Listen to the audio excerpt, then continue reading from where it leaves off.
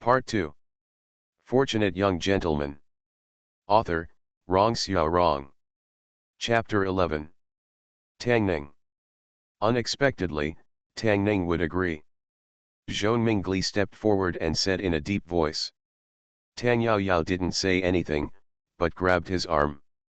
It's okay. Tang Ning smiled slightly at Zhou Mingli and patted Tang Yao Yao's hand. He walked to the front, took the white paper from the old man's hand, and asked, "What should I do?" The old Taoist smiled and said, "As long as you hold this piece of paper, the rest will be left to me." Tang Ning nodded, stood up the white paper, and held it in her hands. Zhou Mingli looked at him, his eyes moved slightly, and Tang Yao Yao looked worried. The villagers in Kuajia village breathed a sigh of relief. No matter what, as long as they are not allowed to have close contact with evil spirits. In front of the altar, the old Taoist picked up the mahogany sword again, stepped on a certain footwork, and muttered something. The Xianzong of heaven and earth, the root of 10,000 qi, has cultivated extensively for 10,000 eons, and proved my magical powers. Within and outside the three realms, only Tao is the most respected, the guards of the three realms, the five emperors' greetings, the gods paying homage, controlling the thunder, ghosts and monsters are frightened, and the spirits have lost their form. There is a thunderbolt inside, the name of the thunder god is hidden. Everyone's eyes were on the peachwood sword in the old Taoist hand. Zhou Mingli's expression changed slightly, Tang Yao Yao's face turned pale, and the nails of his hands were embedded in his flesh. "You monster, you haven't shown yourself yet." The old man shouted again, his aura suddenly changed, and the mahogany sword in his hand shook rapidly, aiming to point at the white paper in Tang Ning's hand. Tang Ning seemed to be frightened by his formation. She shook her hands and the white paper fell to the ground. The old Taoist was startled and stopped his sword movement. Tang Ning looked at him and asked worriedly, "Old fairy, this paper fell to the ground, can it still be used?" "It doesn't matter, just pick it up." The old man smiled slightly. Tang Ning took a step forward and accidentally stepped on the piece of paper. He looked at the old man and said apologetically, "I'm sorry, I'm so sorry." He turned around and waved to the person next to Zhou Mingli, and said, "Scribe Qin, please lend me a piece of paper." The clerk standing next to Zhou Mingli was stunned. After coming to his senses, he hurriedly tore a piece of white paper from the record book he carried with him and handed it to Tang Ning. Tang Ning raised the piece of paper, looked at the old Taoist, and said solemnly, "Old God, come on, I'm ready." The veteran's smile froze on his face. The paper he had tampered with in advance was trampled under his feet. How could an ordinary piece of white paper make evil appear? He looked at the white paper that Tang Ning stepped on, and then at the paper in his hand. He suddenly took a few steps back, put down the peachwood sword in his hand, and let out a long sigh. He looked at Tang Ning and said leisurely, "The delay was too long. The evil thing has already escaped." Muramis's expression changed, he looked at Tang Ning with a very resentful look, then looked at the old Taoist, and asked, "Old God, what should I do?" "Don't worry." The old Taoist smiled and said, "It has been damaged by my evil killing sword. It cannot make too big a storm and dare not come back." The old man Muramasa was relieved. Outside the crowd, Zhou Mingli looked at the white paper that Tang Ning stepped on, thoughtfully. Tang Yao Yao pulled Tang Ning aside and frowned, "Are you crazy? What if you get possessed by that evil thing?" Tang Ning smiled and said nothing. Tang Yao Yao became even more angry, "You can still laugh, but you are already a fool who doesn't remember anything. If you are possessed by evil things again, I won't care about you." She muttered beside Tang Ning, but the old man had already picked up the white paper with the ghost's head on it, looked at everyone, and said, "This ghost dares to cause trouble in the human world, which is against the laws of heaven. I will do it this time. A fried evil spirit is coming to warn the evil beings within a 30-mile radius. This Kuajia village is not a place where they can run wild." It all depends on the old god. The whole village of Kuajiakan is in a state of elation. From now on, all evil creatures will no longer dare to come to Kuajiakan. This time, the whole village finally managed to collect the dozens of taels of silver, and it was well spent. Next to the altar, an oil pan has already been set up. At this moment, the fire is raging under the pot, and the oil in the pot is boiling. Tang Yao Yao looked at Tang Ning, suddenly sniffed, and said in surprise, "What does it smell like? It's so sour." Tang Ning said nothing. The old man walked to the oil pan, put his palm in and stirred it, shook his head, and said calmly, "Bake it for a while longer, the oil is not hot enough." Seeing this, Zhou Mingli's expression changed. Tang Yao Yao looked shocked. Tang Ning's face showed pain, not because of shock or fear, but because she was caught by Tang Yao Yao. What's wrong with this woman? She grabs people's arms when she's scared. You can't tell that she has slender arms and long legs, but her hands are quite strong. Seeing the scene of exploring the oil pot, the village leader and the villagers of Kuajia village had already knelt down and worshipped on the ground, shouting "Old God." The old Taoist waved his hand, and everyone immediately became silent. A smile appeared on his face, he crumpled the paper into a ball, looked at everyone, and asked, "Now someone needs to take this monster, put his hand into the oil pan, and fry it for at least 3 breaths. Is anyone willing? Try it?" The onlookers couldn't help but take 2 steps back, with frightened expressions on their faces. There is boiling oil in this pot. They don't have the skills of old gods. They put their hands into the hot oil pot and they are not fried yet? The old Taoist smiled and looked at Muramasa, "Are you willing to give it a try?" Muramasa looked at him, suddenly held his forehead, took a few steps back, and said in a weak voice, "My head suddenly feels dizzy, Dainyu, help me quickly." The old Taoist walked up to Zhou Mingli and asked, "Sir, are you willing to give it a try?" Zhou Mingli kept silent. He walked up to Tang Yao Yao again and asked, "Where is this girl?" Tang Yao Yao hid behind Tang Ning.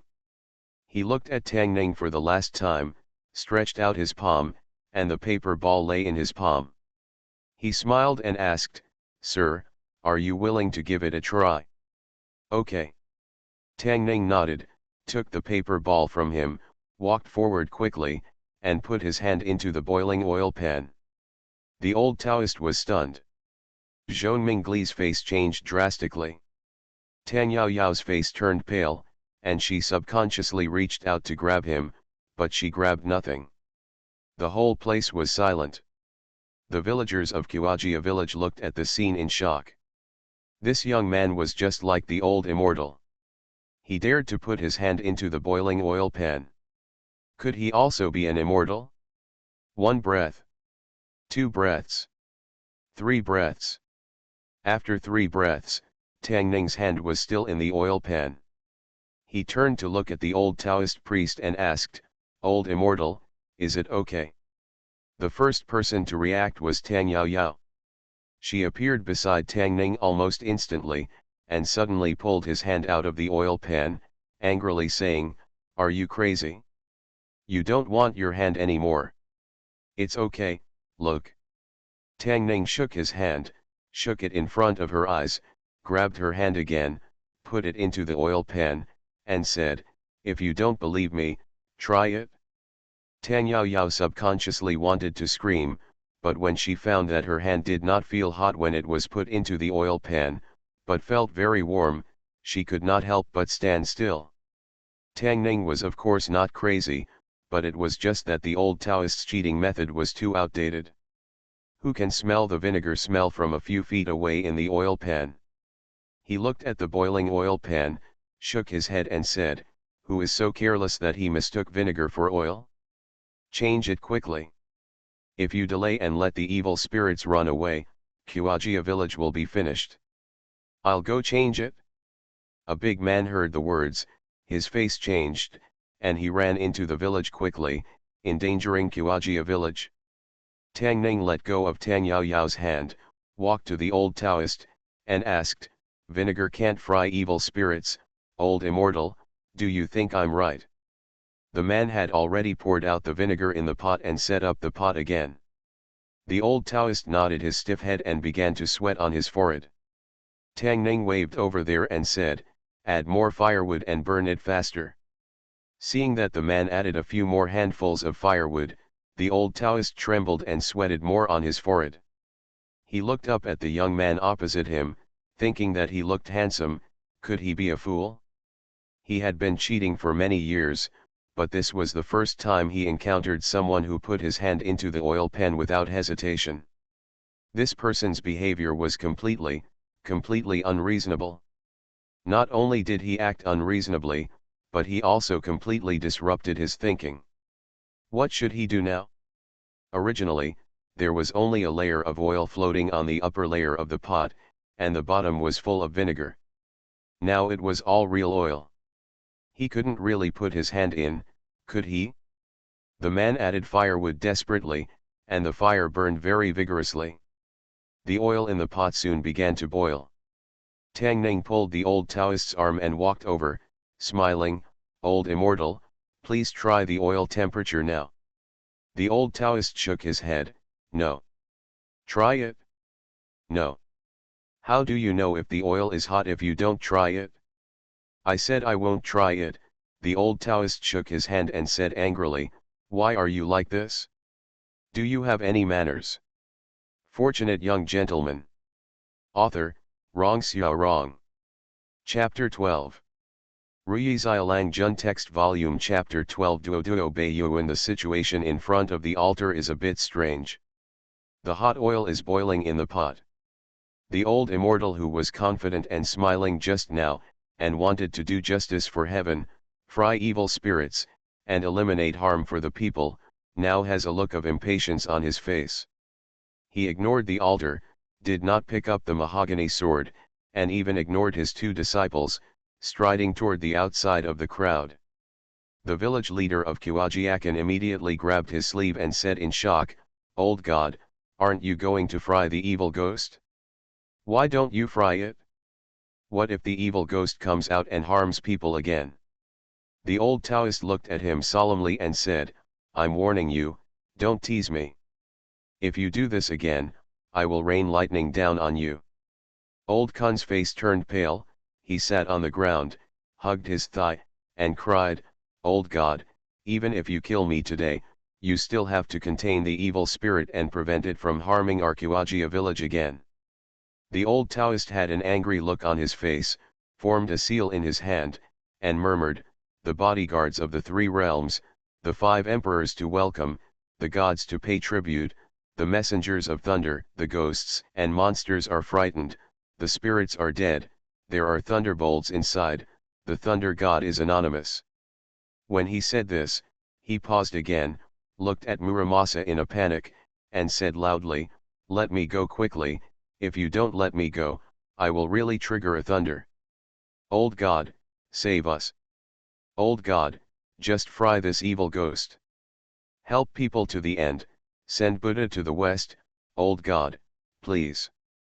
As if they were infected by Lao Kunzen, the villagers of Kuajia village also gathered around and pushed Lao Dao to the oil pot. Tang Ning immediately pulled Tang Yao Yao out of the way. This time it was really boiling oil, and getting splashed on it was no joke. Tang Yao Yao's face turned red, and when she walked outside, she hurriedly pulled her hand away. This was the second time he grabbed her hand today. She quietly turned her head and glanced at Tang Ning, and then realized that he seemed to have been very indifferent from the beginning. This guy seemed to be much braver than she thought. Thinking of how many times she had grabbed his arm and hid behind him, Tang Yao Yao's face turned even redder. In front of the oil pan, a man looked at the old man and said, "Old God, please try the oil temperature again." "Old God, let's try it." "Try it?" The old Taoist looked at the boiling oil pot, and then at the people in Kuajia village who looked expectantly. Kuojiakan put the soaked paper into his hand and said, "Old God, please start." The old Taoist's lips trembled and he asked, "Is it okay not to explode?" A man stepped forward, grabbed the old Taoist's wrist, and said, "Old God, let me help you." The old Taoist took a deep breath, suddenly waved his hand, and said loudly, "Stand back." Everyone hurriedly backed away, leaving an open space. The old Taoist glanced at everyone, then knelt down on the open ground with a bang. His face was pale, and he cried and said, "Spare my life." The old swindler was arrested. His two apprentices tried to run away, but they were quickly captured. Guo Jiakan held Tang Ning's hand and said apologetically, "Sir, it's all my fault. I misunderstood you just now. I'm here to kowtow to you and confess my guilt." As he spoke, he was about to bend down and kneel down. Tang Ning hurriedly helped him up and said, "The old man has spoken harshly, he has spoken harshly." He looked at the old man Muramasa and warned, "Remember, in the future, if something like this happens again, you need to see a doctor. You can't trust these pretenders." The old man nodded immediately and said repeatedly, "Old man, remember it, and I will definitely not do it again in the future." Zhou Mingli stood next to Divine Doctor Sun, watching him finish writing a prescription, and asked hurriedly, "Doctor Sun, is nothing serious?"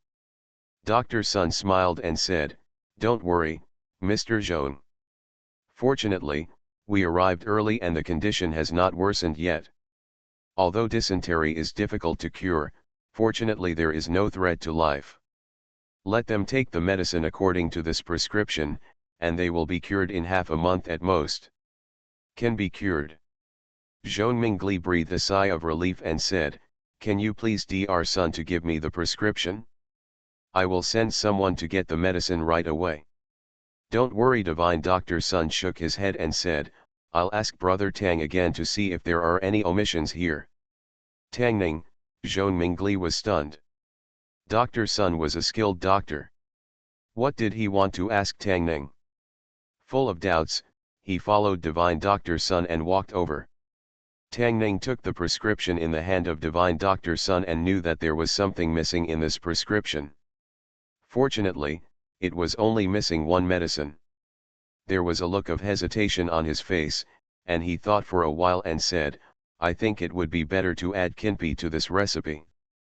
Dr. Sun thought for a while and said with a smile, "Kinpi has the effect of astringent and dysentery, so adding it here is perfect." He picked up the pen and added two more words after the prescription. Then, he was a little confused and murmured, "Although it is the season of dysentery, it is really rare for so many people to be sick at the same time." Tang Ning looked at him and asked, "Could it be the source of water?" Dr. Sun thought for a while, with a look of surprise on his face, and immediately turned around and asked the village Masa, "Where does the village usually get water?" Muramasa said quickly, "There is a spring behind the village." Dr. Sun immediately said, "Let someone go and take a look immediately." Soon a man ran back and muttered, "I don't know when a dead rabbit entered the spring, and it was soaked to death." Dr. Sun looked at Tang Ning, then turned his gaze to Muramasa, sighed, and said, "Don't use the water in the spring for half a month." Tang Ning thought for a moment, and added, "If you want to drink water in the future, it's best to boil it once before drinking." Zhou Mingli has been standing not far away. He looked at Tang Ning, and there seemed to be a hint of something else in his eyes. From the thunderous case solving in the court that day to the exposure of this fake god today, now even Dr. Sun has to ask him for medical advice. The son-in-law picked up by his daughter does not seem to be a nerd who only knows how to study hard as he imagined. Could it be that the Zhou family really picked up a treasure this time? Zhou Mingli and the constables still have to deal with some finishing matters, and Tang Ning and Tang Yaoyao are on their way back. "Hey, that white paper, what's the matter with that white paper?" Tang Yaoyao suddenly turned her head and looked at him and asked. "You want to learn? I'll teach you when I get back," Tang Ning said casually. "Then it's settled." Tang Yaoyao was a little happy, then looked at Tang Ning and asked, "Are there really ghosts in this world?" This was the second time she asked this question today. I don't know. Tang Ning shook his head. If it was a month ago, he would definitely tell Tang Yao Yao very confidently, there are no ghosts in the world. Believe in science. But now, he really didn't dare to say that. He didn't even understand what happened to him. Could science explain why he traveled through time? He looked at Tang Yao Yao, thinking of her bear-like appearance just now, and asked with some amusement, "Aren't you afraid of ghosts? Who just said that her martial arts is very powerful, even if there are really ghosts, she can punch one, and who was scared by a piece of white paper and could only hide behind others?" Her face turned pale. Tang Yao Yao blushed and said, "My martial arts are really powerful." Tang Ning was too lazy to expose her. She had been delayed for so long just now, and she would miss lunch if she went back. "Stop!" A voice suddenly came from the front. Tang Ning raised her head and saw two figures jumping out of the bushes on the side of the road. The leader looked at him fiercely and said coldly, "Boy, you ruined our good thing and you want to leave like this." Tang Ning was shocked. Could it be that the old liar had accomplices hiding in the crowd besides his two apprentices? Without time to think, he stepped forward and blocked in front of Tang Yao Yao, whispering, "Go back to Kuajia village and ask people to help." Tang Yao Yao's face was not panicked at all. Looking at his back, she showed a smile on her face. Tang Ning looked nervous and stared at the two people in front of him when someone patted his shoulder. "Get out of the way. It's my turn to protect you this time." Tang Yao Yao walked out from behind him and walked towards the two people. The two were stunned for a moment, and then burst into laughter. "Ha ha, this girl, I like it. I like long legs too." Tang Ning was stunned for a moment, and then he said angrily, "You are crazy, go back." He stood there without finishing his sentence and stopped talking. After a moment, Tang Ning walked around the two people lying on the ground and slowly walked over to Tang Yao Yao. He clasped his fists and said solemnly, "Miss Tang, if I have offended you in any way in the past, please forgive me. You are listening to novels at Bless Up channel. Wish you happiness and luck. Please subscribe to receive new novels. How do you feel about this novel? Please like and leave a comment. Fortunate Young Gentleman. Author, Rong Xiao Rong. Chapter 13. I am not afraid of Tang Yao Yao's education, but I am afraid of her martial arts. Tang Ning found that Tang Yao Yao's two long legs are not only for viewing, but also for kicking people. She kicked one of them 5 meters away with one kick. The guy who was so fierce just now fell to the ground and couldn't get up immediately. A man who looks so strong can be killed by her kick. Tang Ning thinks that if this kick lands on him, he will be conservatively estimated to be sent flying 10 meters away. If it weren't for the smug expression on Tang Yao Yao's face, as if she was waiting for him to praise her, Tang Ning's impression of her as a flat-chested and brainless woman might have changed to a long-legged female warrior. In the end, it was Tang Yao Yao who was watching the two guys here. Tang Ning went back to Kuajia village to call the constables. Because Tang Yao Yao said that if they recovered, he couldn't control the situation alone. Tang Ning knew that her "can't control the situation" was a euphemism. She finally learned to speak euphemistically, and he was very relieved. Unexpectedly, there were still 2 fish that slipped through the net. After hearing about it, Zhou Mingli immediately sent several constables over, and sent 2 constables to send them back. Tang Ning noticed that along the way, the 2 constables looked at him with eyes that were completely different from before. He also heard the 2 people talking in a low voice. If it weren't for the son-in-law this time, the master would be in big trouble. And last time, it was also thanks to the son-in-law, otherwise Governor Dong would definitely hold on to that murder case. Who said that the son-in-law is a nerd? He is obviously brave and resourceful, wise and brave. Gold will shine wherever it goes. This is an irrefutable truth. Tang Ning deeply agrees with it and a smile appears on his face. It's a pity that I can't get hard in the morning. Tang Ning's smile froze on his face. At this moment, the cute and adorable face of the little girl Qing'er looked like a demon to him. He turned to look at Tang Yao Yao and asked casually, "When did you start learning martial arts? If you can't become a flying god with a sword, then you can settle for the next best thing and become a martial arts hero." Which boy didn't have a martial arts dream when he was a child? He didn't have the opportunity before, but now even Tang Yao Yao can kick a strong man 5 meters away with one kick, so there is no reason why he can't do it. 5 years old, Tang Yao Yao said. "How many years have you learned martial arts?" Tang Yao Yao thought for a while and said, 11 years. In other words, Tang Yaojing is only 16 years old now.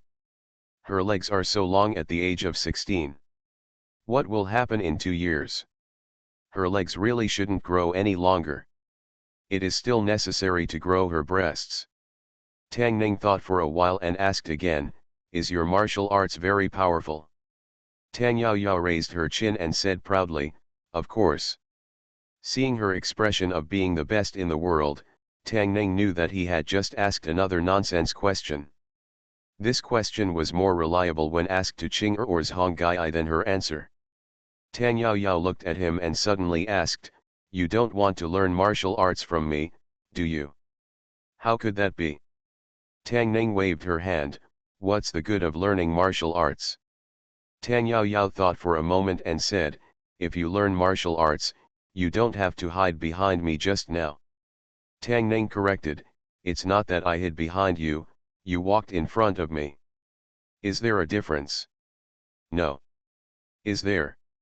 Tang Ning didn't want to argue with her about who was in front and who was behind, who was on top and who was down. He was hungry and he wanted to go back to eat.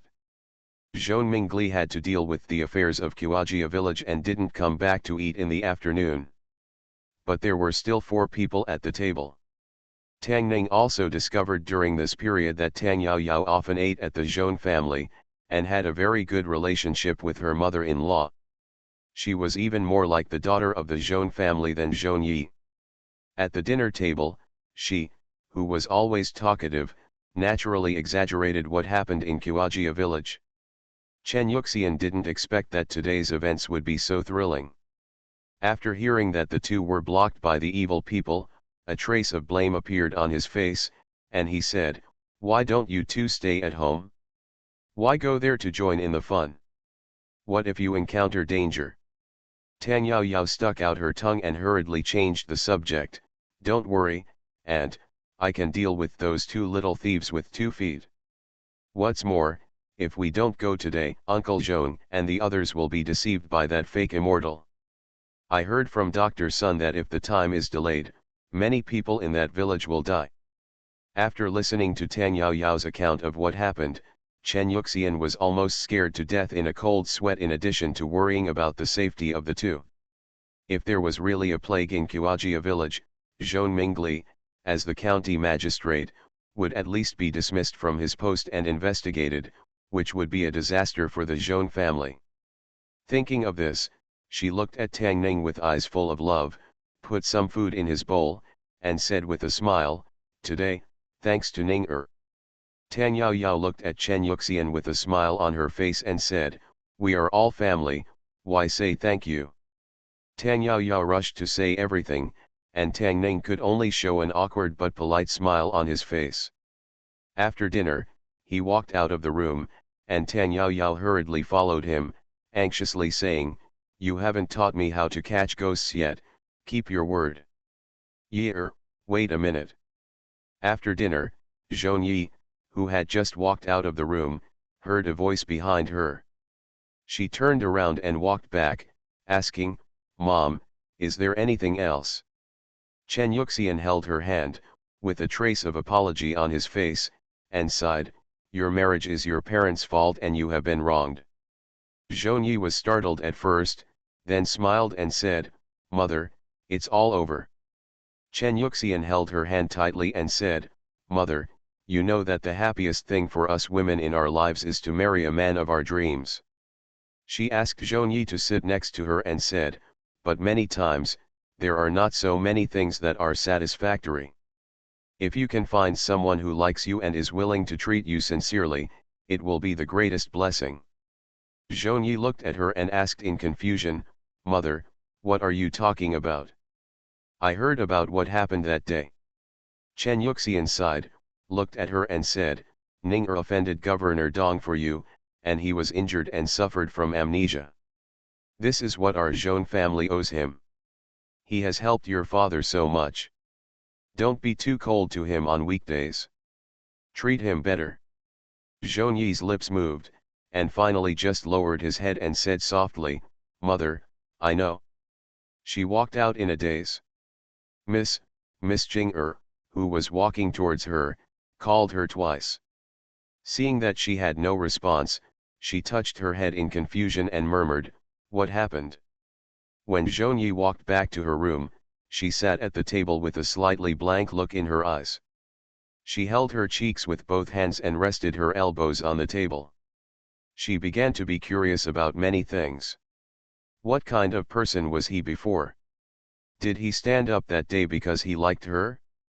She originally thought that her husband was a nerd who only knew how to study hard, but what happened in these days gradually changed her impression of him. He was smart and clever, and he solved the unsolved case cleverly and solved his father's urgent need at will. He was so secretive that even the superb doctor's son had to ask him for prescriptions. Today he was brave and decisive again, exposing the conspiracy of the fake immortal and saving the Zhong family from great trouble. Before she decided to throw the ball, she had already made the worst plan. Now it seems that things are a little different from what she thought. Fortunate Young Gentleman author, Rong Xiao Rong. Chapter 14. Is it done? In Tang Ning's room, Tang Yaoyao walked around the table for a few times, looking at Tang Ning and urging him. "Why are you in such a hurry?" Tang Ning looked at her and said, "We have to wait until the marks are dry. Acetic acid will slightly corrode the fibers of the paper, making it easier to be scorched by high temperatures. Under the baking of flames, the corroded areas are more likely to be scorched than the non-corroded areas, and the color will be darker. This is the principle of the words appearing on white paper. The old Taoist priest used this method to catch ghosts." Tang Ning had done similar experiments in the science class in elementary school. Although he was in a different world now, the laws of nature would not change. Tang Ning picked up the first piece of paper he had written on, placed it on the lit candle and gently roasted it, and the word Tang soon appeared on the white paper. Tang Yaoyao's eyes widened and she exclaimed, "It really appeared." She asked with some joy, "Where is my paper?" Tang Ning pointed to the table casually. Tang Yaoyao carefully picked up a piece of white paper and ran out of the room quickly. This is the difference between Tang Yaoyao and Zhong Yi. Tang Ning estimated that if Zhong Yi saw this scene, the first thing she would ask would be the principle of the white paper showing words, instead of rushing out to pretend to be a fairy. Tang Ning had long been accustomed to her surprise. He picked up another piece of paper from the table and unconsciously baked it on the paper, thinking about other things in his mind. If there really is such a thing as martial arts in this world, then he must learn it no matter what. Not only to fulfill his dream, but also so that he doesn't have to hide behind a woman when something goes wrong in the future. The white paper was baked by the flames, and a line of words gradually appeared. The female knight Tang Yaoyao has unparalleled martial arts, and has unified the martial arts world for thousands of years. Tang Ning looked at the words on the paper and was slightly stunned. If the paper in his hand said that the female knight Tang Yaoyao had unparalleled martial arts, then what was written on the paper she just took away? Tang Ning's face changed and he hurried out of the room. In the yard, several maids of the Zhong family gathered around the stone table. Tang Yaoyao held a piece of white paper in her hand and baked it on the candle.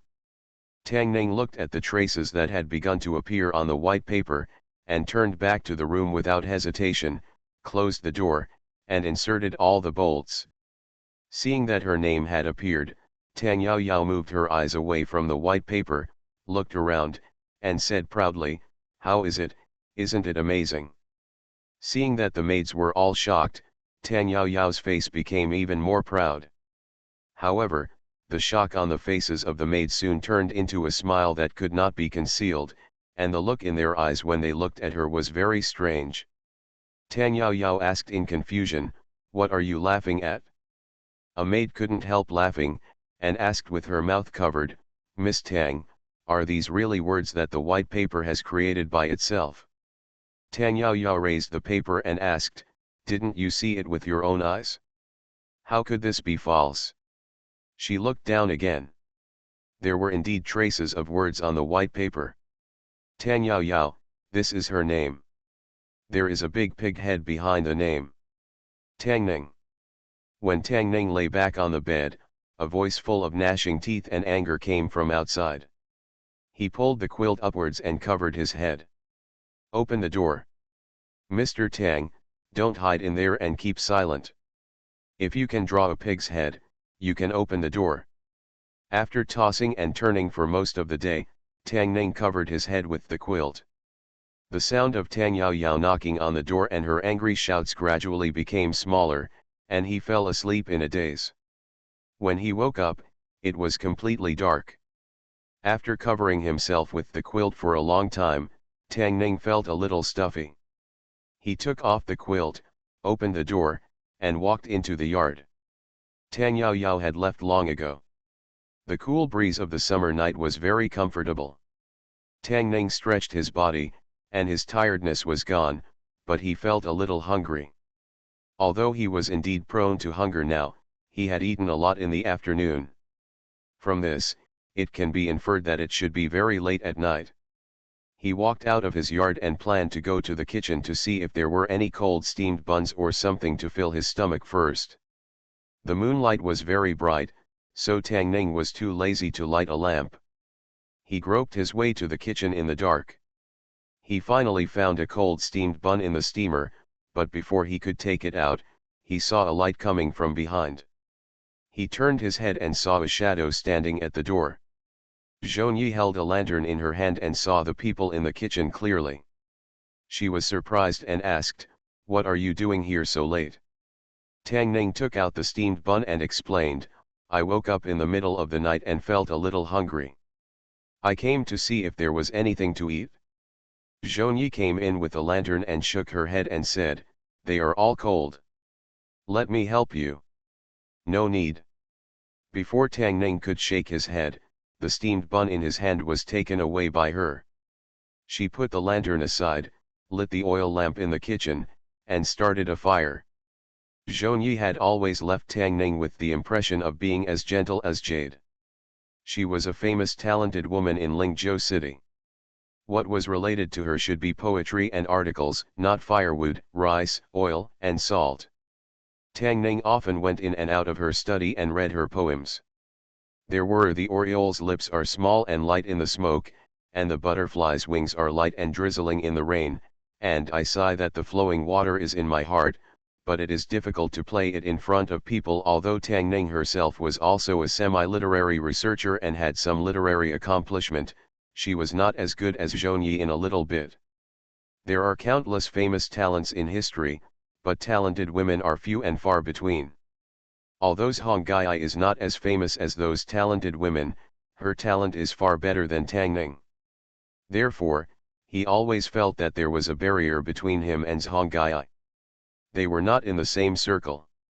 Even if they communicated, they were mostly just guests. On the contrary, Tang Yao Yao, who had little culture and liked to be startled, was visible and tangible, giving people a feeling of closer distance. However, at this moment, watching Zhang Gai busy in the kitchen, at a certain moment, Tang Ning suddenly felt that the mysterious cloud shrouding her seemed to have dissipated a little. Zhang Gai made 2 steamed buns, and in between the steamed buns, she made 2 side dishes and a bowl of soup. One was garlic cucumber, and the other was stir-fried cabbage, one cold and one vegetarian. The soup was cabbage and tofu soup. Although light, it was fragrant. "Try it first." The two returned to Tang Ning's room. Zhonyi looked at him and said a little embarrassedly, "I'm not a good cook. See if it suits your taste." Tang Ning didn't believe her saying that she was not a good cook. He was just a little hungry just now, and now he smelled the fragrance and swallowed several mouthfuls of saliva secretly. He picked up the chopsticks, tasted a few mouthfuls, and drank a mouthful of soup. If you can use 2 cucumbers and a few green vegetables to make such a taste, if you are not a good cook, Tang Ning can't imagine what a good cook would be like. He had underestimated Zhong Yi before.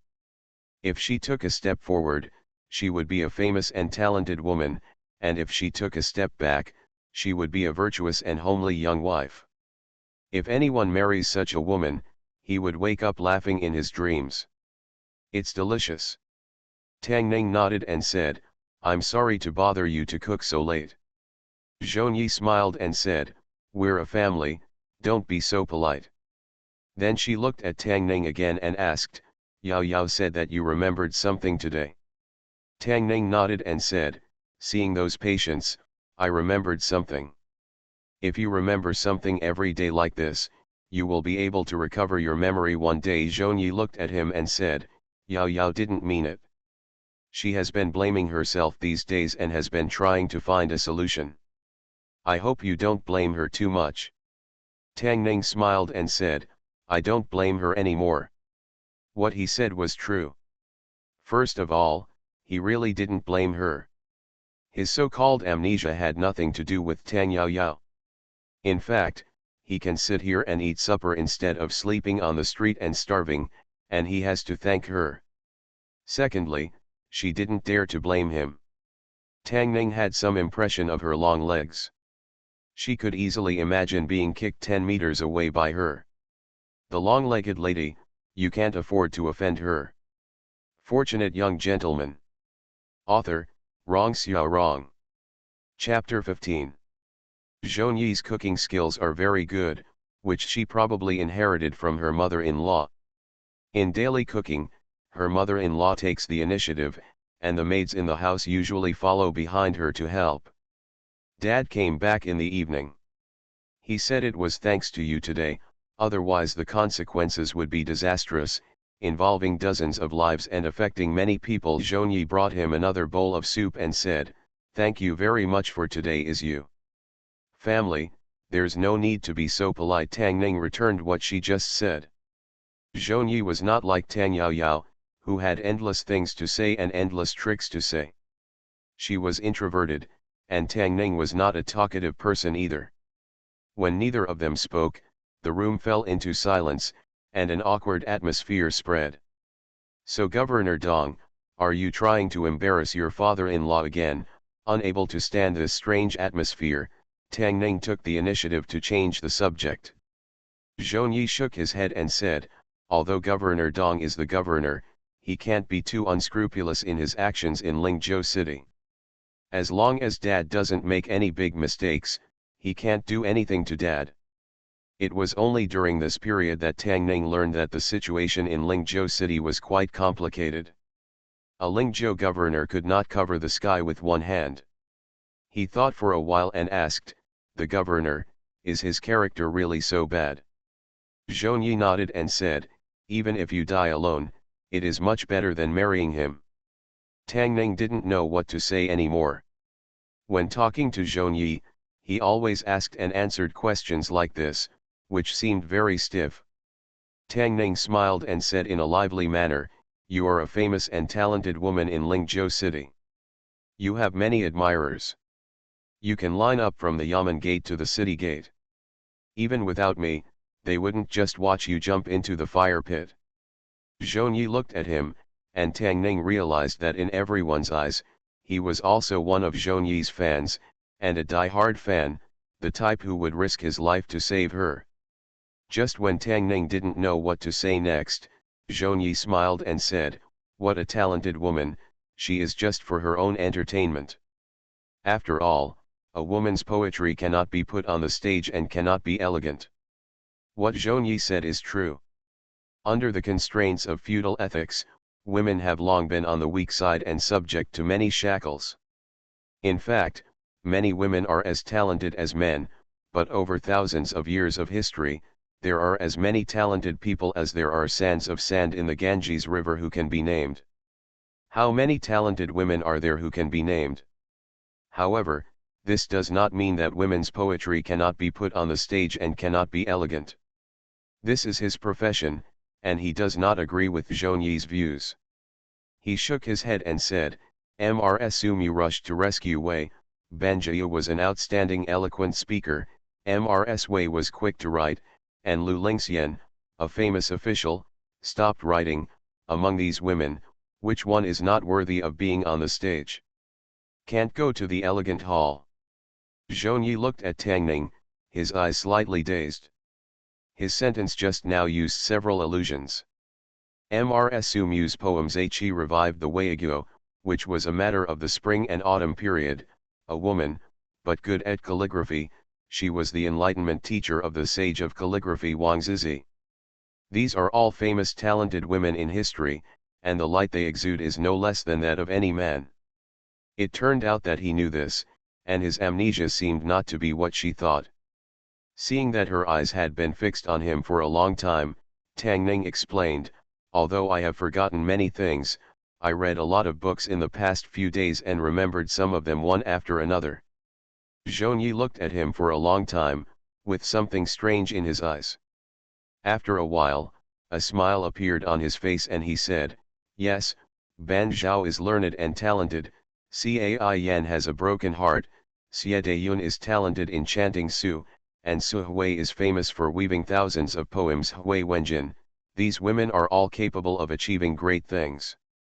Tang Ning suddenly realized that he and Zhongyi still had something in common.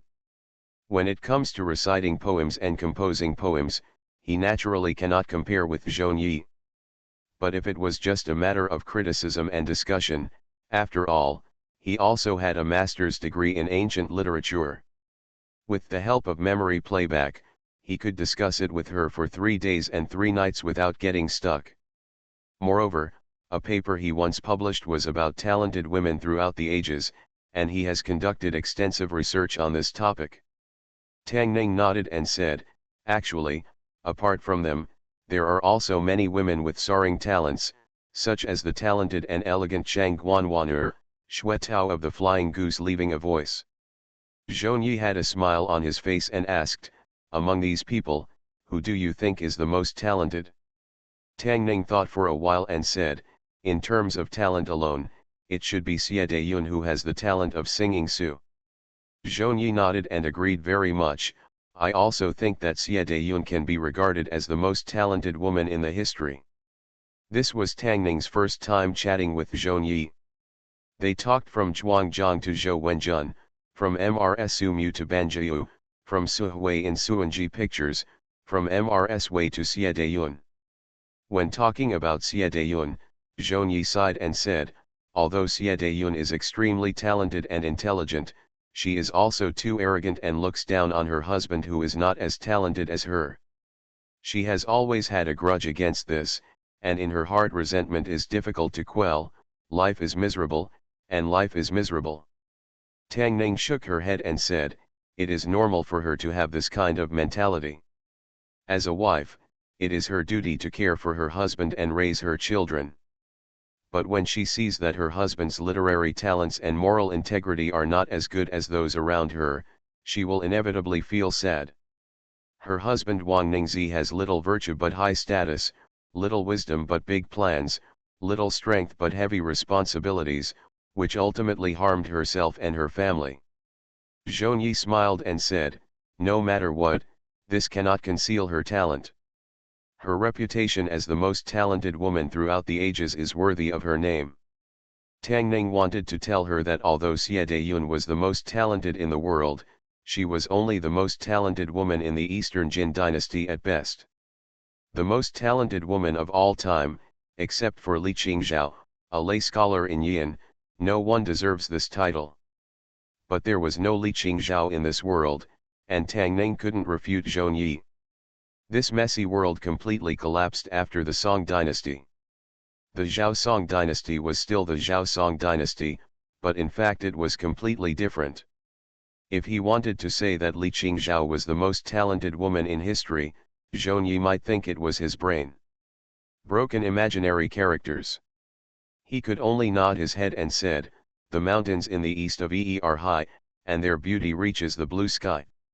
The hollow space in the middle of the rock is lonely and mysterious. It is neither a craftsman nor a craftsman, and the cloud structure is natural.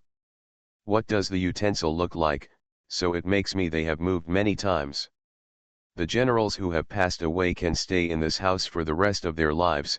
Most of women's poems are known for their femininity and subtlety, but Xie Dayun's Taishan Yin is full of masculinity without any trace of powder. With her generous strokes and extraordinary bearing, she is worthy of being called the most talented woman throughout the ages.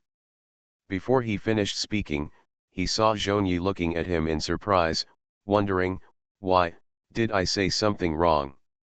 These words are not what he said, but are serious works appreciation, there should be no mistakes. Zhongyi shook his head and said, Xie Dayun's works are full of masculinity without any trace of makeup. Tang Ning finally felt relieved. Zhongyi looked at Tang Ning, blinked and said, but she hasn't written the Song of Mount Tai.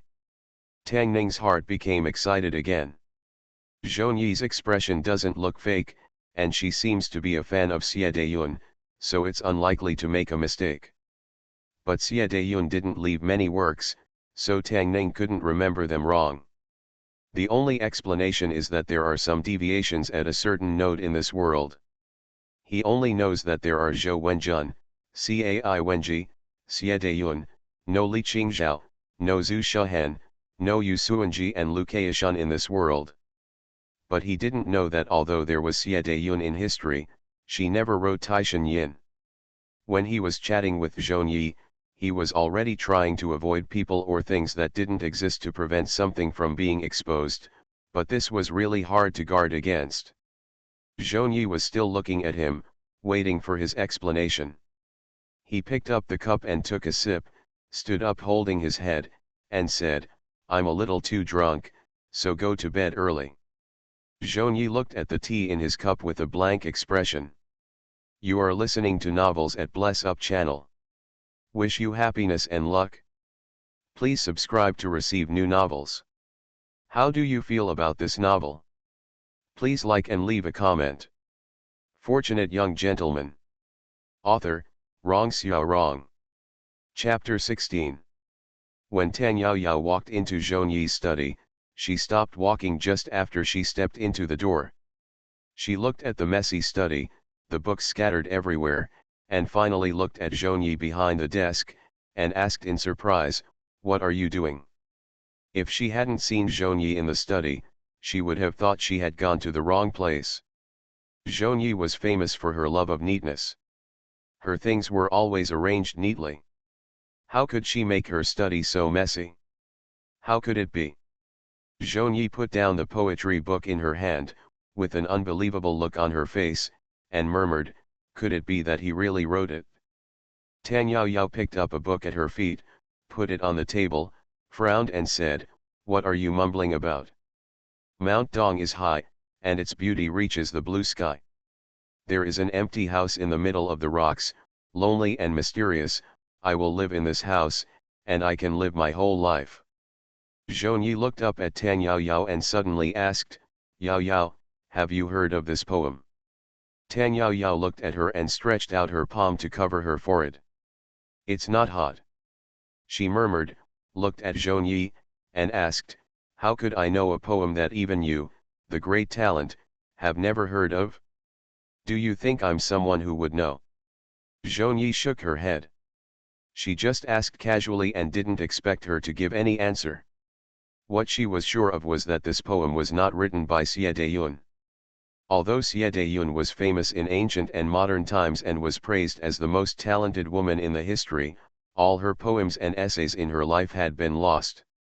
Few of her poems were handed down, and only a few words about her could be found in the classics describing the time. Since Xie Dayun had never written Song of Mount Tai, who wrote the poem he chanted last night? Zhongyi initially thought that he had a head injury and his memory was biased, so he attributed someone else's poem to Xie Dayun.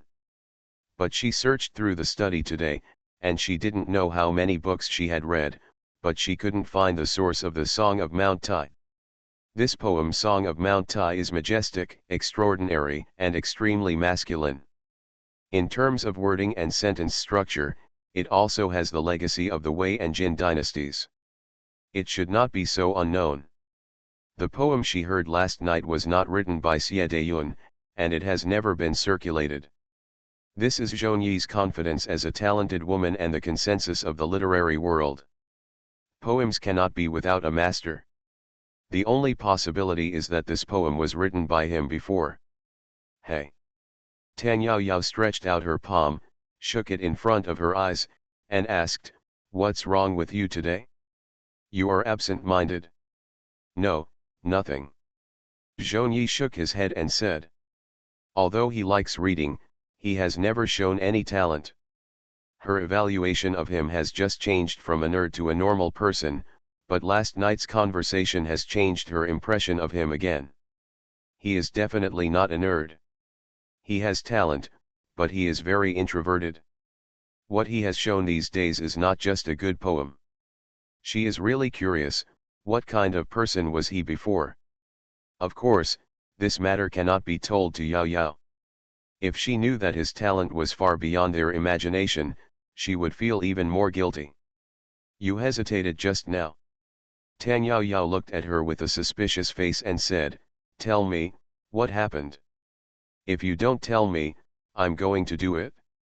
Her hand was on Zhongyi's waist.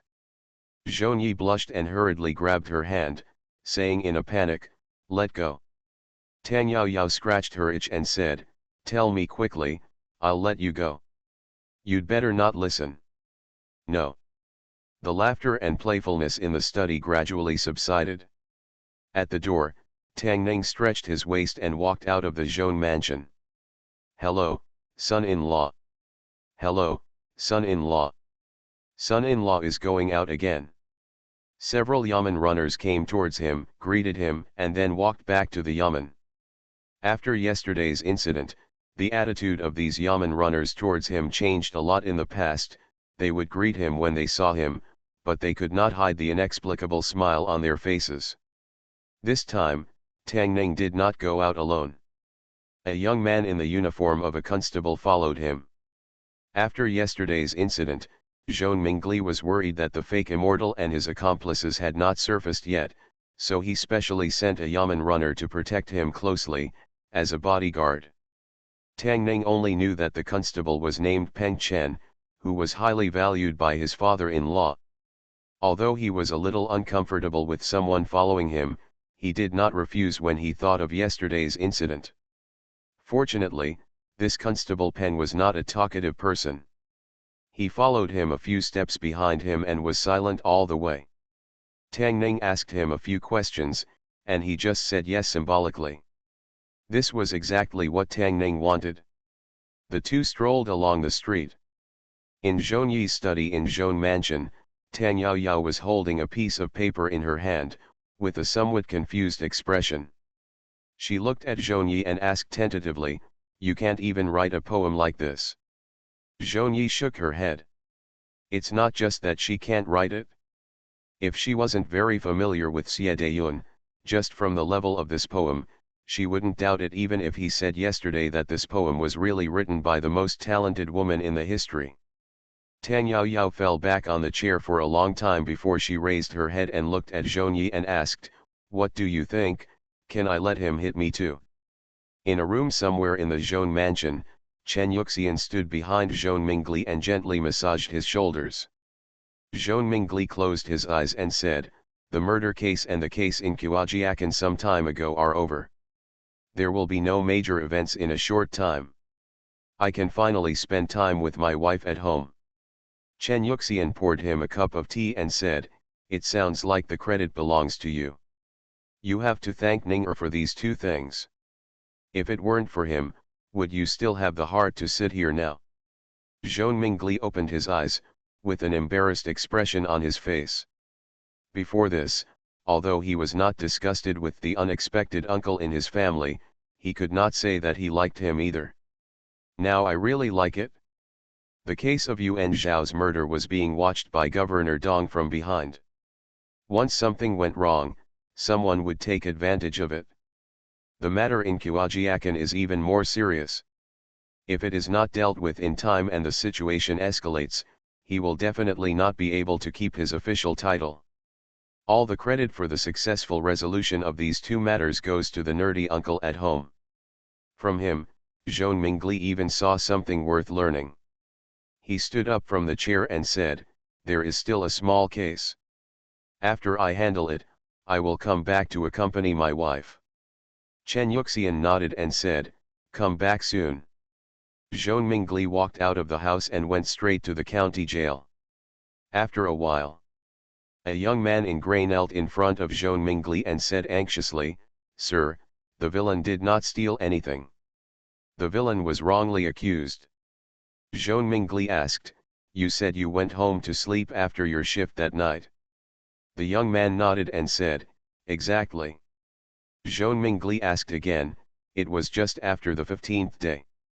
The moon must be very bright at night, right?" The young man nodded and said, "The moon was very bright that night." Zhou Mingli's face showed a confident look. Few people would notice the moon in the sky. Next, he only had to conclude that there was no moon that night. How could this person not reveal his fox's tail when he was so panicked? Just like Tang Ning was in court that day. "You're talking nonsense." Thinking of this, he changed his face and said loudly, "It was cloudy that night, and there was obviously no moon. Let's be honest, where were you that night?" The young man looked at him and said firmly, "Sir, I remember clearly that the moon was very bright that night, and I didn't even light a lantern." "What nonsense!" "Sir, there was really a moon that night. Because the moonlight was very bright, I didn't put up a lantern when I went home." "Do you really remember it clearly?" "It's clear as day." Zhou Mingli looked at him, and the young man met his eyes with an extremely sincere expression. Zhou Mingli stood up, waved his hand impatiently, "Let's try it another day." Fortunate young gentleman. Author, Rong Xiao Rong. Chapter 17. Tang Ning didn't know how other places were, but the public security in Yong'an County under his father-in-law's jurisdiction was not very good. He had just been here for less than a month, and he had already encountered a murder case, and there were countless small cases of theft and robbery. Just now, when they were strolling on the street, the constable named Peng Chen also subdued a thief who was stealing. There was another thing that Tang Ning had never forgotten. A month ago, he had the opportunity to occupy this body only after the original owner of this body died. This was not possession, but rebirth in another sense.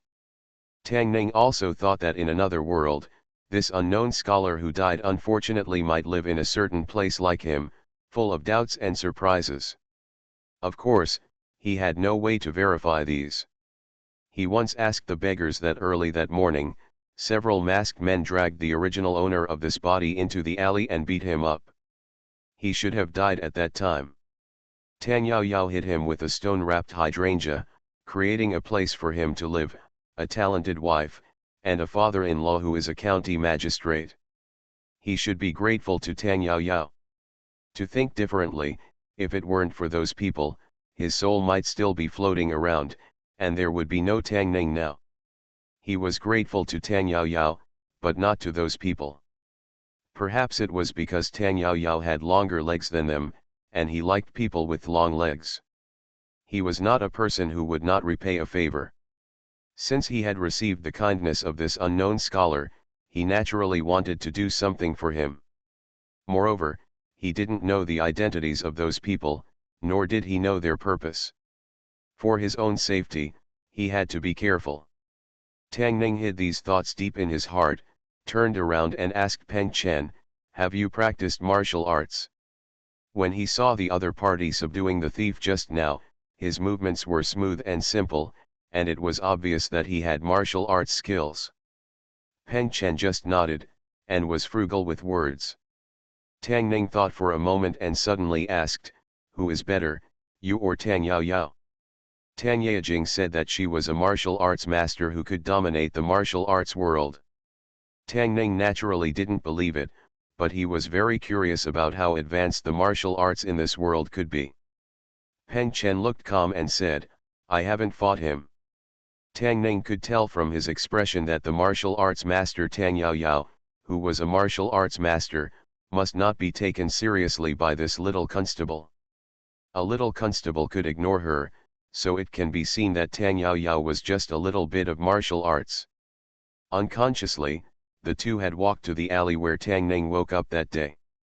In the corner, an old beggar leaned against the wall, and several children surrounded him. The old beggar held a few tattered thin books in his hand, waved them in front of the children, and said, I think you are all rare martial arts geniuses. I have a few secret books here. With a little practice, you can open up the Ren and Du meridians and become a rare master in the world. I will sell this good thing to you for 10 cents. How about it? Tang Ning now knew that this old beggar was an old liar. Last time, he embarrassed him in front of Qing Er. In the past few days, even Zhongyi reminded him several times not to let his mind wander and not to always think about immortals and mountains. He glanced at the old beggar and walked into the alley. The beggars in the alley immediately became energetic when they saw him come in. Sir, you are here again. Everyone come here, come here. Several beggars got up from the ground and immediately surrounded him. Tang Ning distributed several steamed buns wrapped in lotus leaves to them and asked, How is it, is there any news? Several beggars took the steamed buns, and the leader smiled and said, Sir, I have been asking people to inquire these days. I will inform you immediately if there is any news about the little beggar. There was still no news about the little beggar. Tang Ning was used to it and was not anxious. He asked again, Where are those people? The beggar looked embarrassed and said, Sir, they all had black cloths on their faces that day. Even if they appeared in front of us, we couldn't recognize them. Peng Chen had been standing behind Tang Ning, watching him and these beggars being quite familiar with each other. A trace of doubt appeared on his face, but he soon regained his composure.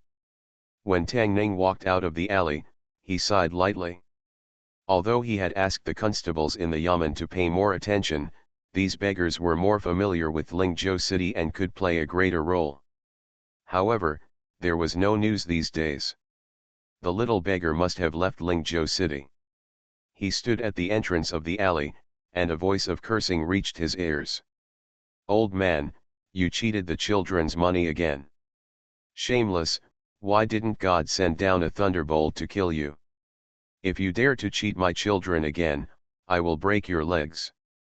After several men punched and kicked the old beggar in the corner, they dragged their children and walked away. The old beggar patted the footprints on his body, picked up the thin books, and shook his head and said, You don't know the goods, you don't know the goods. He stood up with the help of the wall and saw a young man standing at the entrance of the alley. The young man was looking at him. He thought for a while, took a few steps forward, and said, Little brother, I see that you are amazing, and you are a rare martial arts genius. I have a few martial arts secrets here, 10 cents each to sell to you.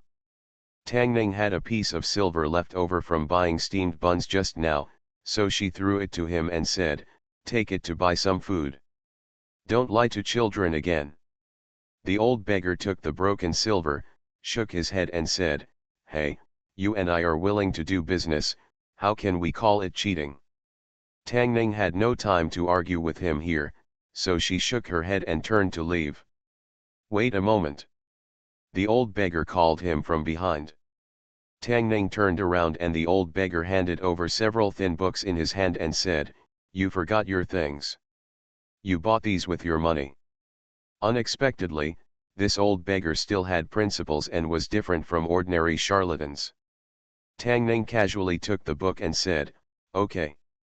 At this time, the old beggar looked him over and said in surprise, Why do I think you look familiar? Tang Ning's heart moved, she looked at him and asked, Do you know me? The old beggar thought for a while, and suddenly a look of shock appeared on his face, and he couldn't believe it. Aren't you dead? Tang Ning's heart skipped a beat and she forced herself to calm down. What did you say? It doesn't make sense, it doesn't make sense. The old beggar said to himself, shaking his head in confusion. Tang Ning thought for a while, looked at him and said, "Old man, I was injured a few days ago and have forgotten many things. If you know anything, please tell me." The old man asked in surprise, "Have you lost your memory?" Tang Ning nodded. The old man asked again, "Do you remember that you were beaten that morning?" Tang Ning shook her head. The old man thought for a while and asked, "Do you remember who you are?" Tang Ning continued to shake her head. "Then you also forgot about the 100 taels of silver you owed me." The old man thought for a moment, then suddenly grabbed his arm and said, "Have you forgotten, I am your great uncle. Your parents died when you were young, and it was I who raised you up." Tang Ning was holding a few books in her hands. When she was having dinner last night, she noticed that the table was a little wobbly. These shabby books should be just right for padding the corners of the table. He didn't get anything useful out of the old beggar's mouth. The old beggar just happened to see those people leaving the alley that morning, so he was shocked that he came back to life. He suppressed these thoughts, looked at Peng Chen, and asked, "Yian County Government, is there anyone you know well?" Lingzhou City is divided into two jurisdictions. Yong'an County Government Office and Jian County Government Office occupy one side each. In other words, half of the area in Lingzhou City is beyond the reach of his father-in-law. It would be easier to find the little beggar if the power of the two government agencies could be used. Peng Chen shook his head and said, "Lord Zhong and the magistrate of Guyan had a grudge in the early years. Apart from minor frictions, there has been no contact in recent years." Tang Ning gave up the idea for the time being, sighed, and said, "Let's go back first. Nayan County Government."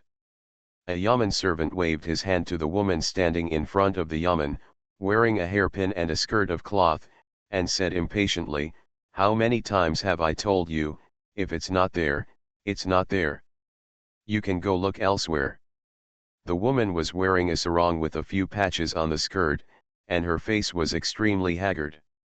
She looked at the yamen servant with a slightly pale face, and whispered, "Sir, when you have news about him, please tell me, I will come back tomorrow." The yamen officer looked at her and felt a little unbearable in his heart, and said, Okay, what is his name? Say it again. I will tell you when there is news." "Thank you, sir, thank you, sir." A hint of joy appeared on the woman's face, and she said hurriedly, "His name is Tang Ning, the Tang of Tang poetry, the peaceful Ning. Fortunate young gentleman." Author, Rong Xiao Rong. Chapter 18. I went out for a walk today, but still didn't gain much. He almost got taken advantage of by that old beggar who never repaid his kindness. The disrespectful old liar deserves to be beaten. The first thing Tang Ning did when she returned to the room was to place a few thin books given to him by the old liar on the corner of the table. Not to mention, the thickness was just right. Tang Ning shook the table vigorously, but it stopped shaking at all. Zhou Yi walked in from outside, looked at him, and said, "I looked through many poetry books today, but I couldn't find the song Taishan Ode." "You must have seen it in some book before," Tang Ning said casually, "maybe you don't have that book in your study." Zhou Yi thought for a while, looked at him and asked, "Could it be, that you did it before?" It was not that she had never thought that this poem was Xie Dayun's lost work. After all, 1,000 gold prescriptions preceded it, and he might have actually seen Xie Dayun's last work before. But the possibility of two things happening in succession is too small. In comparison, it is more likely to happen as she guessed. How is this possible? Tang Ning waved her hand and said, "I can't write such a poem. I must have seen it before." Zhou Yi looked at him and said, "But I asked my father, and he said he had never seen it before." Tang Ning thought for a while and explained, maybe that book is a little more biased.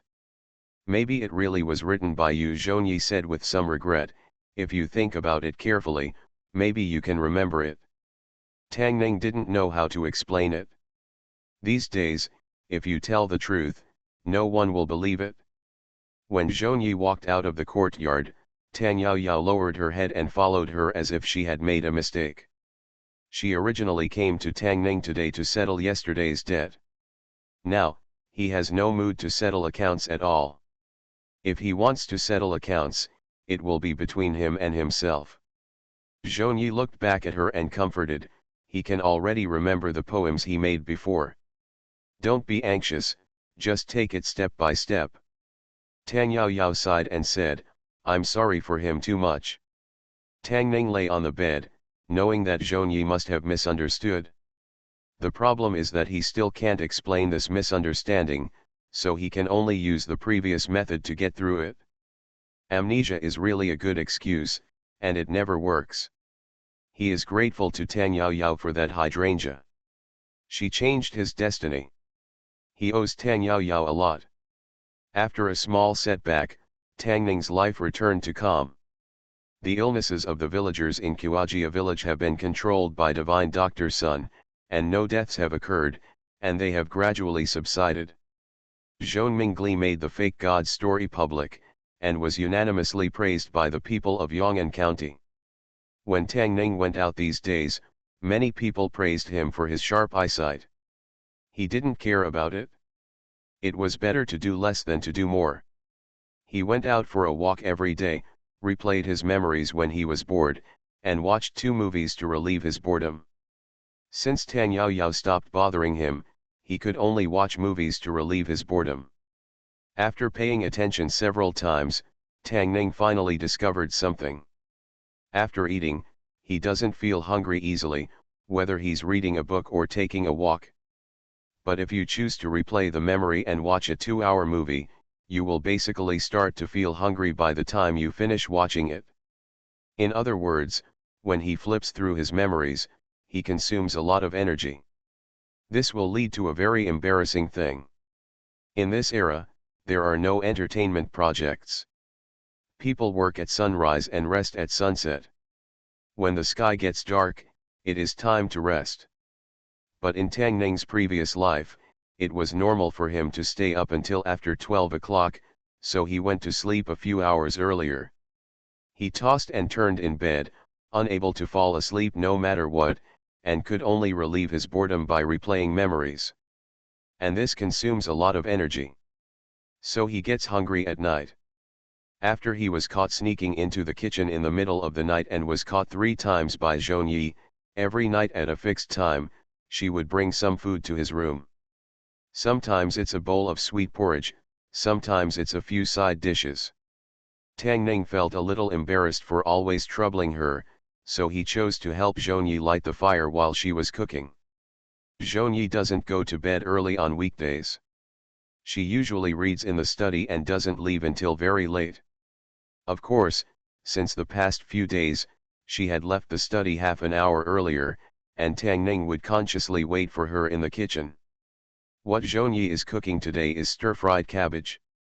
Tang Ning added a handful of firewood to the stove and said casually, although cabbage is ordinary, if it is carefully prepared, it can reach the top of the cuisine. There is a dish called boiled cabbage, which is made from the heart of Chinese cabbage and seasoned with stock. After it is finished. In the past few days, they lighted the fire and cooked the vegetables alone, and chatted a few words in between. The distance between him and Zhongyi had become much closer.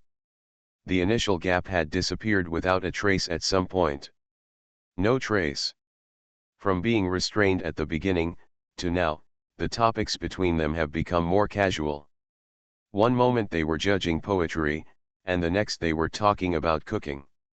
Of course, Tang Ning could only talk on paper, but Zhongyi seemed to be interested in it. I am very interested in the later dishes he mentioned and have tried several of them, giving Tang Ning a feast every night. Tang Ning would accidentally think of something every day and share it with her. He could tell that Zhongyi was very happy, and he could also tell that Tang Yaoyao was even happier. Zhongyi thought for a moment and continued his words, if so, this boiled cabbage soup may seem bland and plain, but it shows the skill of making soup, fresh and tender, better than any other dishes. Tang Ning nodded and said, of course. Although boiled cabbage tastes light, it is a high-end dish in Sichuan cuisine. It is so high-end that it is also a fine dish at state banquets. It is far from as simple as its name sounds. Zhongyi looked at him and suddenly said, what kind of person were you before? Why are you so proficient in cooking besides medicine? Tang Ning smiled and said, I can only talk about it. I am far worse than you. Zhongyi shook his head and said, don't tell Yao Yao about this, otherwise she will blame herself again. Zhongyi promised to prepare early tomorrow and try to make a boiled cabbage. Tang Ning was looking forward to it. Zhongyi would sometimes accompany him when eating in the evening. Of course, she only moved her chopsticks slightly, and most of the food went into his stomach. It's not good to always eat supper, but Tang Ning is different. He consumes a lot and doesn't worry about getting fat. Instead, he needs to supplement nutrition. When eating, they will chat about anything. Tang Ning just talked to her about the 4 ways to cook boiled cabbage. After drinking a bowl of porridge, he talked about the representative poets of the bold and graceful schools.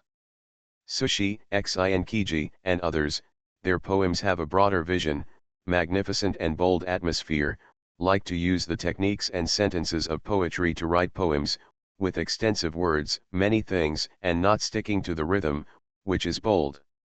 Lu Yong, Yan Shu, Qin Guan, Zhou Banjian, Li Qingzhao, etc., their poems are deep and meticulous in structure, pay attention to the harmony of rhythm, and the language is mellow, fresh, and beautiful, with a kind of gentle beauty, which is considered graceful.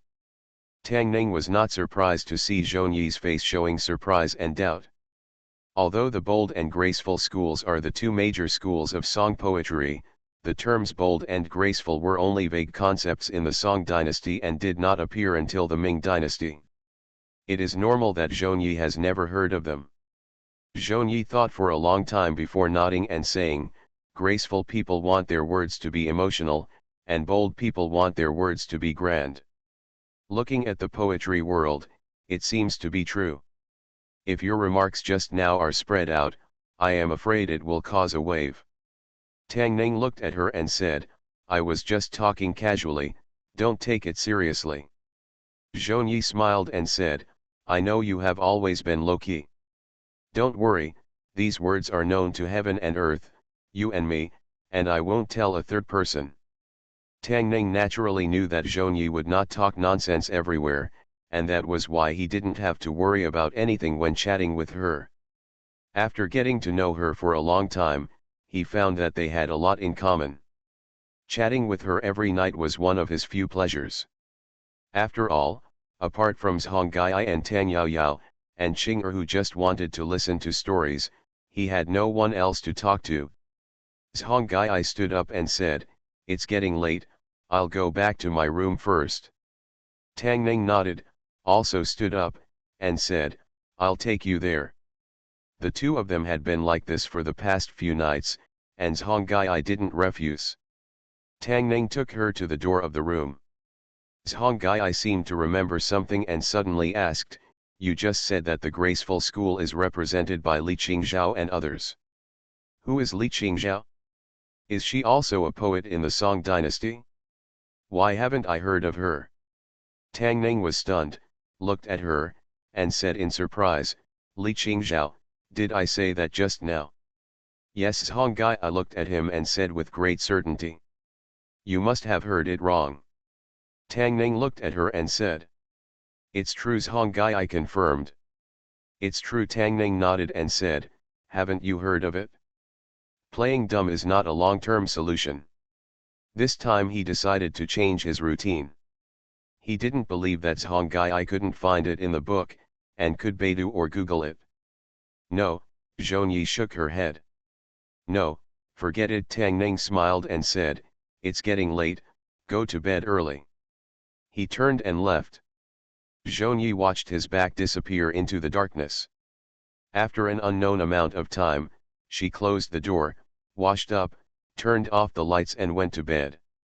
She lay on the bed, wondering if there was a person named Li Qingzhao. She would check again tomorrow. Then she closed her eyes, with a faint expectation in her heart, looking forward to tomorrow night. On the other side of the courtyard, the window of a room was quietly closed. Chen Yuxian walked to Zhou Mingli, who was reading at his desk, with a smile on his face, and said, "Yao Yao, this time, maybe you did a great thing. You are listening to novels at Bless Up channel. Wish you happiness and luck. Please subscribe to receive new novels. How do you feel about this novel? Please like and leave a comment. Fortunate Young Gentleman. Author, Rong Xiao Rong. Chapter 19. Playing dumb is not a long-term solution after all. Tang Ning needs to learn to control his mouth. Even though he usually cares about it, when he is chatting, some words will come out of his mouth without thinking, which will cause embarrassing situations like last night. He didn't see Zhonyi all morning today. He was sure that she must be in the study, manually searching every book with Li Qingzhao as the keyword. Her hands must be sore from flipping through the books now, and Tang Ning felt a little sorry. Fortunately, Beidu's business has not expanded to the other world, and here, in the long river of history, there is no such person as Li Qingzhao, otherwise, his identity would be exposed. Zhonyi can't find it, so he can only think that he remembered it wrong. Speaking of Li Qingzhao, Tang Ning felt a little depressed.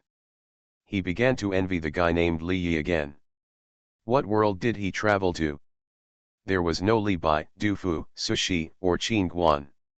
He just copied Magpie Bridge Ferry and Water Melody Song and became the most talented person in the world by copying poems and lyrics. He alone accounted for 8 out of the 9 talents in the world. What about him? Just flipping through a few books in Zhonggai's study will tell you that Sushi and Qin Guan were at their peak in their time. Yan Shu and Yan Jidao, father and son, also shouldered half of the graceful poetry school.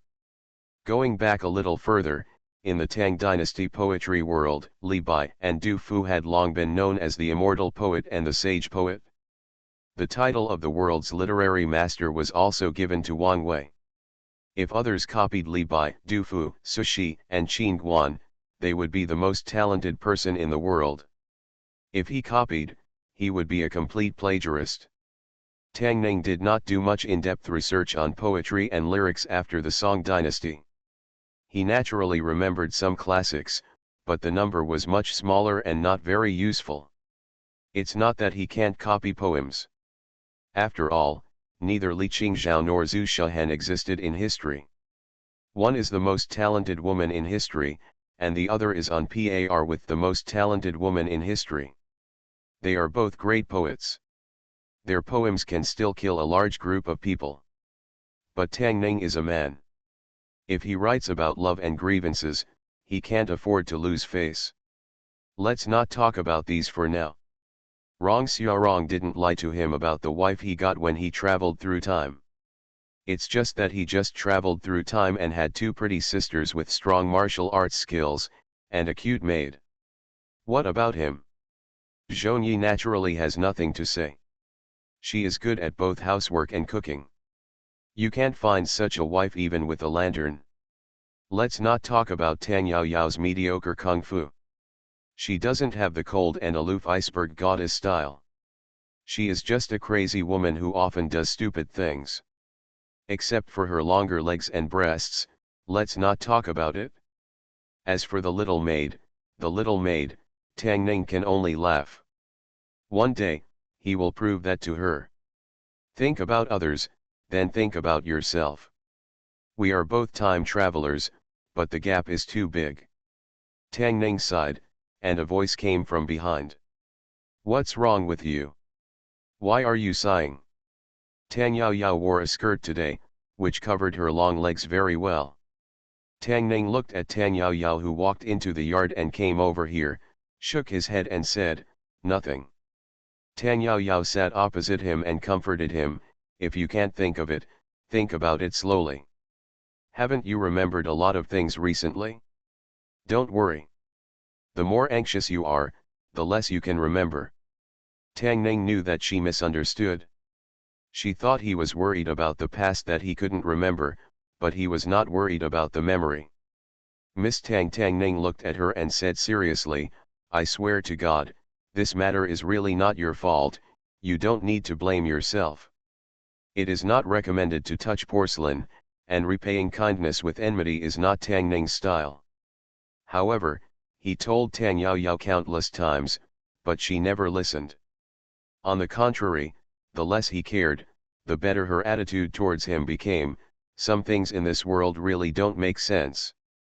"I'm telling you this very seriously." Tang Yao looked at him and said, "Your amnesia is because of me. I, Tang Yao, am not someone who dares to do something but not to take responsibility. I will be responsible for you to the end." Tang Ning thought about it and suddenly said, "I have another way." Tang Yao showed an interested expression on her face. "What is it? How about this?" Tang Ning thought for a moment and said, "I'll hit you with that hydrangea as well. Then we'll be even. You don't owe me anything and you don't have to be responsible for me anymore. How about that? You wish?" Tang Yao rolled her eyes at him and turned away gracefully. The self-blame and guilt on her face obviously faded a little. It was obviously her who hit him, but in the end he had to comfort her. Tang Ning sat in the yard and continued to sigh. Before this, he had never thought that there would be such a day when a beautiful woman would shamelessly want to be responsible for him and he couldn't get rid of her. It was July, and from the seasonal point of view, it was already autumn a few days ago.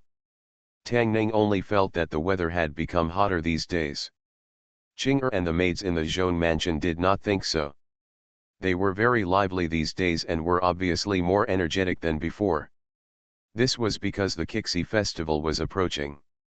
In this era, there were not many festivals for women, and the Qixi festival was the most important one.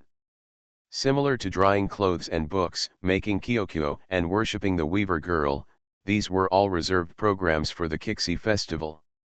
Qing'er's dream of lying under the grape trellis and listening to the cowherd and the weaver girl whispering on the night of the Qixi festival was shattered.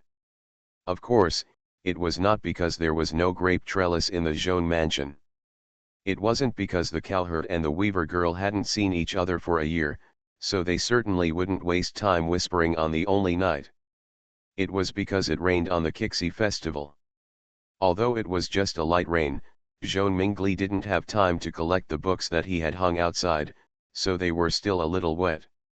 When he was eating, his face was still full of heartache. Chen Yuxian looked outside and said, "The rain came suddenly, and I don't know when it will stop. The weather was too hot a few days ago. If it continues to be so hot, I'm afraid something will happen." Zhong Mingli put away the heartache on his face and said, "It's good to have a rain to cool off." Chen Yuxian put a bite of food in Tang Ning and Zhong Yi's bowls respectively, looked at Zhong Yi and said, "Since it's raining, don't go out at night." Zhong Yi originally had a poetry meeting to attend, looked at the rain outside, nodded slightly, and said, "I'll have someone push it off in a while." Tang Ning's favorite thing to do on rainy days is to sleep.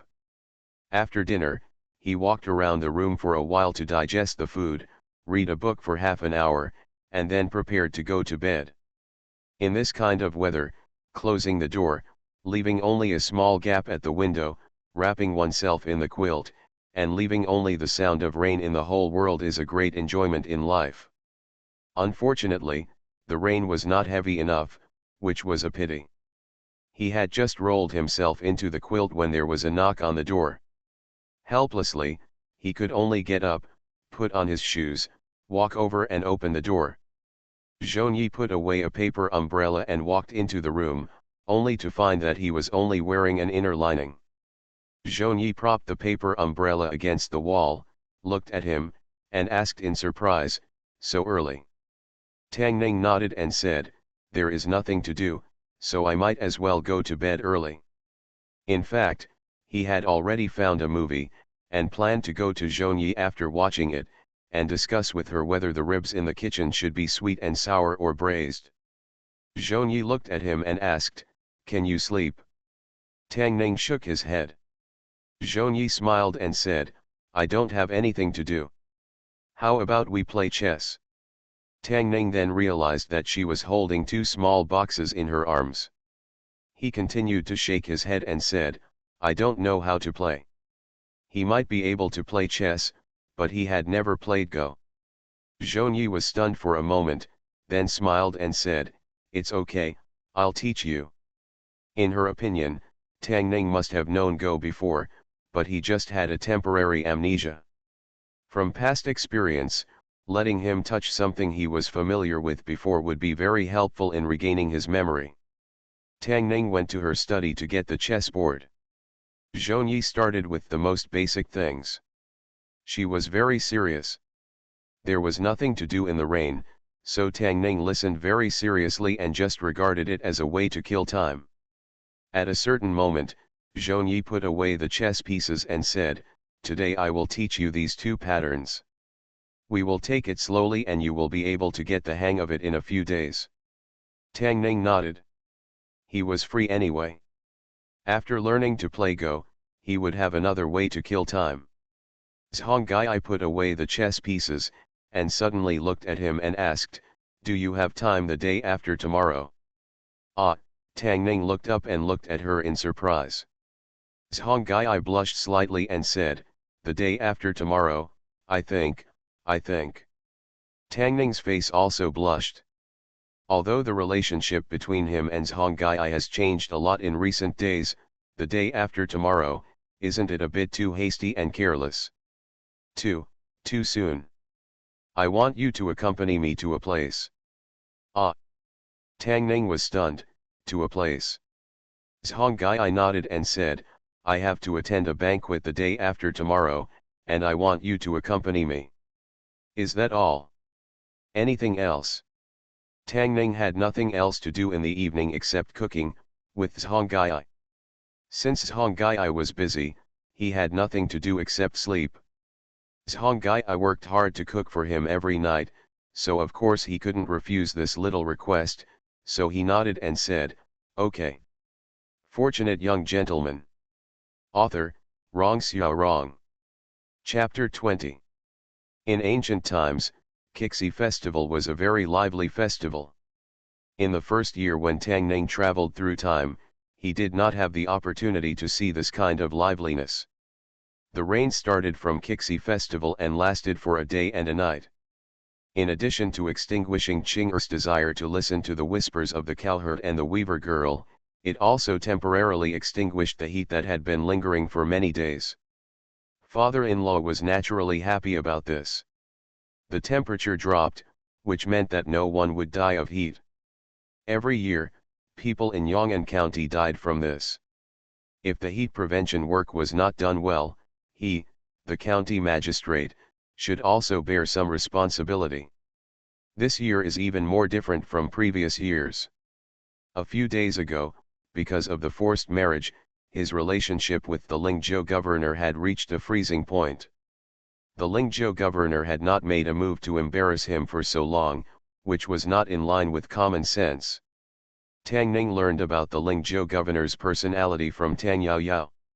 It is said that he is a petty person who is vindictive. He is a villain among villains. He estimated that the other party had not made any move for such a long time, and he should be waiting for the skill to cool down so that he could hold back a big move at that time. One is the governor of a state, and the other is the magistrate of a county. The situation is not optimistic. Tang Ning is secretly alert, but the situation is too passive, and he is weak and can't really do anything. All he can do is to help his father-in-law, the county magistrate, keep an eye on him and don't let him make any mistakes or be caught by others. Tang Ning was tidying up his clothes in the room. Qing'er poked his head in from outside and asked, Son-in-law, are you ready? Tang Ning adjusted his collar and said, It's almost ready. He had agreed to go out to a banquet with Zhongyi tonight a few days ago. Qing'er ran in from outside and said in surprise, Son-in-law, why are you still wearing this clothes? At noon, Zhongyi brought him a new piece of clothes. Tang Ning fiddled with it for a long time, but the buttons of the clothes were straight and slanted.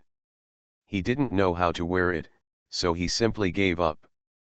Tang Ning picked up the clothes on the bedside table and asked, "How do I put this on?" "Oh, you are so stupid, uncle."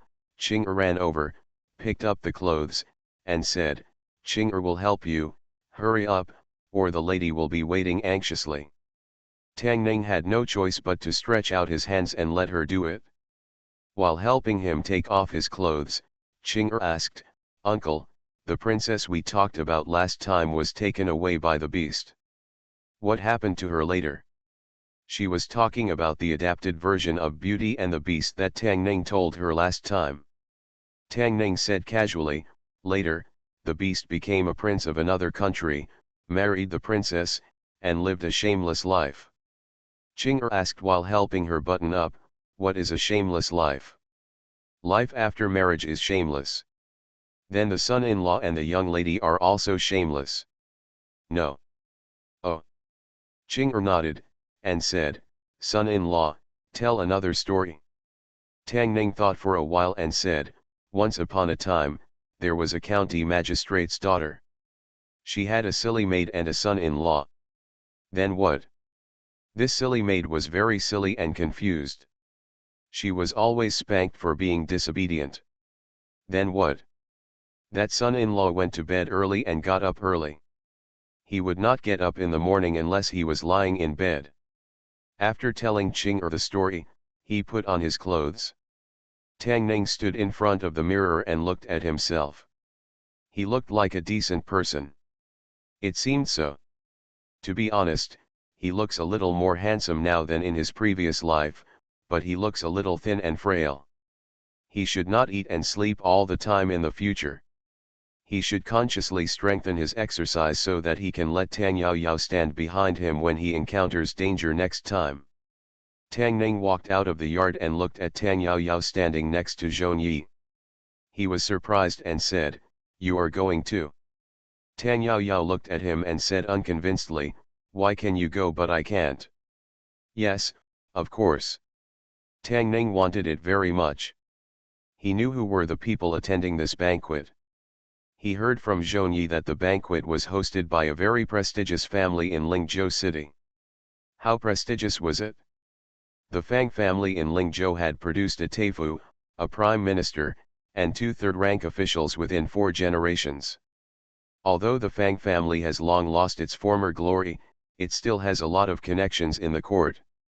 Not only that, one of the favorite concubines in the palace is the daughter of the Fang family.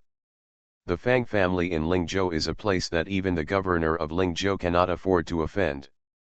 The old lady of the Fang family likes to be lively. This time, the old lady of the Fang family invited not only the famous ladies in Lingzhou City, but also a lot of talented people, among whom there are many suitors of Zhongai. Although Zhongai did not say it clearly, Tang Ning could guess that her going there this time was somewhat to help her resist those wild bees and butterflies. 2 fists cannot beat 4 hands. Who knows how many suitors Zhongai has? With Miss Tang, Tang Ning felt more at ease. What wild bees and butterflies can resist Miss Tang's kick? In the carriage, Tang Yao Yao looked depressed. "My father is really a fool. He insisted that I go to this crappy banquet. Those women have to write a few sour poems at any banquet. What's the point of writing poems? If you have the ability, just fight." Tang Ning could hear that Tang Yao Yao had a story.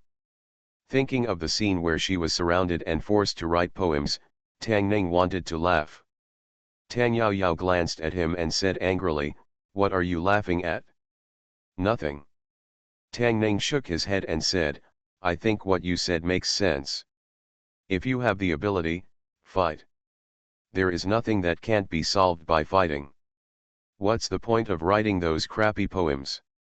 Tang Yao Yao's embarrassed eyes turned into admiration, and asked, "Do you think so too?" Tang Ning nodded seriously. "You say one thing and mean another." Tang Yao Yao glared at him and said, "You don't like writing poems, but you can write so well.